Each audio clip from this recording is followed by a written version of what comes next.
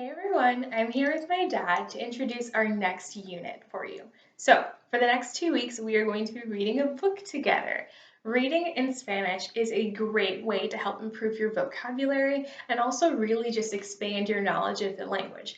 As you all are seeing the words and hearing the words, it will help your brains learn them. So, I'm really excited to do this with you all. Our book is called ¿Dónde está Eduardo?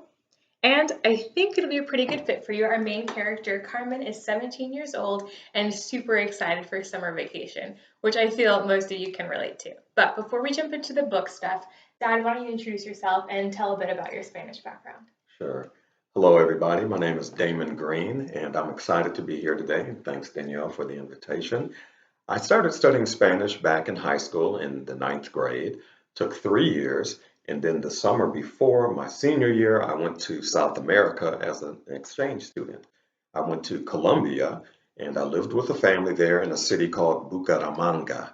Had a great time, learned a lot of Spanish because the family I stayed with spoke no English, and it was great. When I got back, the fall of my senior year in high school, I really breezed through Spanish that year because I had picked so much up of Spanish living with the family there. When I went off to high school, or excuse me, off to college at the University of Michigan, go blue, I started studying Spanish and found that I was doing pretty good at it, and it helped bring up my grade point average. So I went ahead and got a Bachelor of Arts in Spanish Literature at the same time that I was working on my Bachelor of Science in Engineering. So I came out with 2 degrees. The Spanish was a great help to me. And I enjoy reading Spanish, still read it to this day, still use it on my job even. And I'm just excited to be here today. Thanks. So, my dad has a phenomenal reading voice, and he will be helping provide an audio track for you all. So, while you're reading the book, you can go ahead and play the audio. It'll either be my voice or my dad's voice, and that will help you along as you're reading. I remember one of my classes in college, I procrastinated and I had to read this book that I didn't want to read.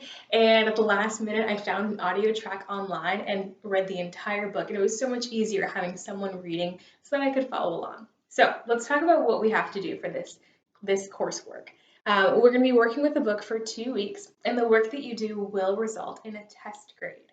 So, what that means is that you are not allowed to work with other students in any capacity. I am your only approved resource. You all are going to read through the book. I'll provide the PDF files for you of the text as well as the audio, and then you're going to have another document that you have to fill out for me. So this is an example of one. As you can see, on one side you have vocabulary words for the chapter, and these vocab words do go in order, so they're going to be super helpful for you to have out while you're reading. And then you also have comprehension questions to fill out. Now, these questions are all open-ended, which means you should be using your own words, right? It's not a yes or no answer, 6 or 7, that kind of thing. They're open-ended, so I want you to do your best. You should be responding completely in Spanish, and your answers should not look just like your best friend's. Make sure that your work is your own. If it's not, I will have to deal with that as a cheating issue, which none of us want to have to deal with. You all will have 3 chapters each week. So this first week, you'll do chapters 1, 2, and 3. And next week, you'll do chapters 4, 5, and 6. You will have to read the chapter and complete all the questions. Now, make sure that you all are meeting your deadlines. Not only will this be a late deduction on a homework grade, but that will translate to a late deduction on your test grade as well. We don't want to lose points on a test just because we are a little bit behind. So make sure that you're looking ahead in the reading schedule. I will open up all the chapters and all the questions at once. That way you can work ahead if you want to, if you want to use that option. Make sure that you're looking ahead because, for example, today, Monday, you all need to be reading the chapter 1, at least starting it, and then your questions aren't due until tomorrow. So if you don't look at what you have coming up and you only look day to day, you might wake up on Thursday and think, oh no, I have a whole chapter and questions due, and that can be a lot of work for one day. So you do have some options. Dad, do you want to talk about some ways that they could read through this to do the questions? Sure, I think of a couple of suggestions. Number one, when you get the PDF, you may want to make a printout of it so you have an actual hard copy.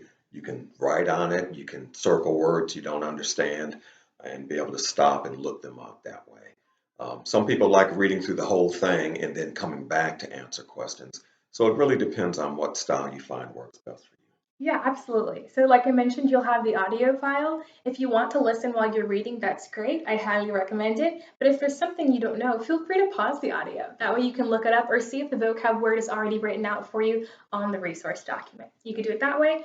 Or if you want to have your reading and your questions at the same time, you could go through it that way. You'll just have to know what questions you're looking for. They are in order, so that shouldn't be too difficult for you all. Again, make sure that you all are looking ahead to your deadlines. Please don't be late. I don't want to have to take points off of your test grade. And like always, if you have any questions, you can ask me, you can email me, or you can come to my office hours Monday through Friday, 10 to 11 a.m. Thanks so much.